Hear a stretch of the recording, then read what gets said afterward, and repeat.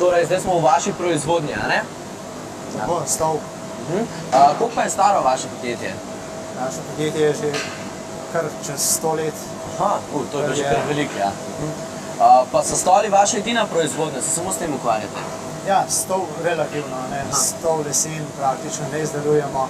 Kuhinjski kot primer, recimo, smo specializirani za pisarniške stole, za predavalniške oziroma dvoranske stole, kjer je zdaj ta trenutek glavnina proizvodnega programa. Kaj pa tisti obični leseni stoli, ki smo... Ja, to je že zgodovina.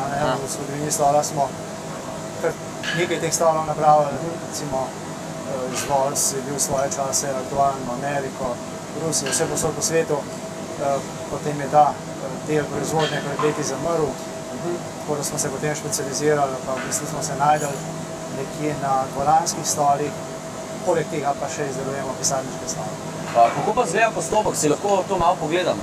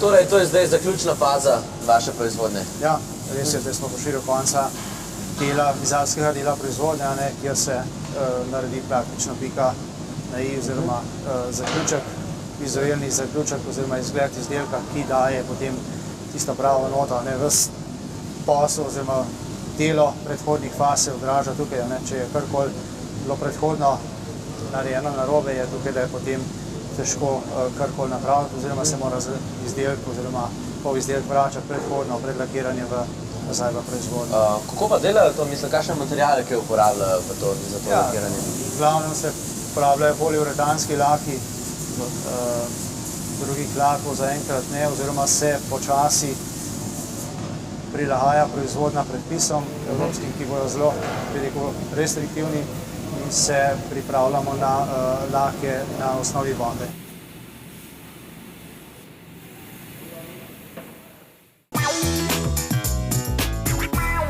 Kakšen je pa postopek, kako se lotite stopnic? Ko je narejen načrt, pripravimo les, ostali material, plošče se razkosajo, potem grejo ti elementi po strojih, delovnih operacijah se naredijo, da prilegajo drug drugemu in na to lahko sestavimo stopnice. Tukaj gore treba dati še en kos in bi bile gotove, pa mogoče, če jih dava kar gor. Super, ja. Tisle gre gor. A pa strankan kar v enem kosu to odnesete? Ne, tis bi bilo pretežko, prevelik. V enem kosu damo samo zaradi tega, da vidimo, če lepo vse sede.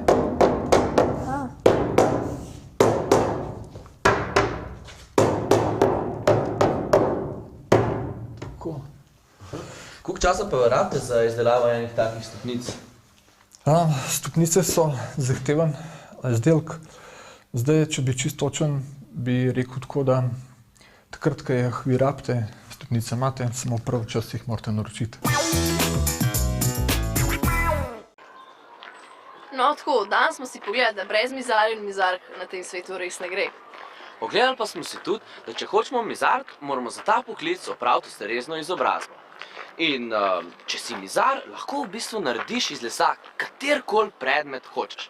Jaz, na primer, bi rad izdelal eno leseno piščal. Jaz pa nekaj bolj nenavadnega, in sicer lesen umivalnik. In prav zato bova v naslednji oddaji obiskala posebne mizarje. Ja, jaz bom šel do strokovnjaka, ki se ukvarja z lesenimi glasbili, Mira pa si bo pogledala, kako se izdelajo leseni umivalniki. Zatem bova obiskala še mizarsko delavnico Mestnega gledališča Ljubljanskega, kjer pripravljajo odrske scene. In potem se bova pomerila v streljanju z lesenim katapultom. Kaj?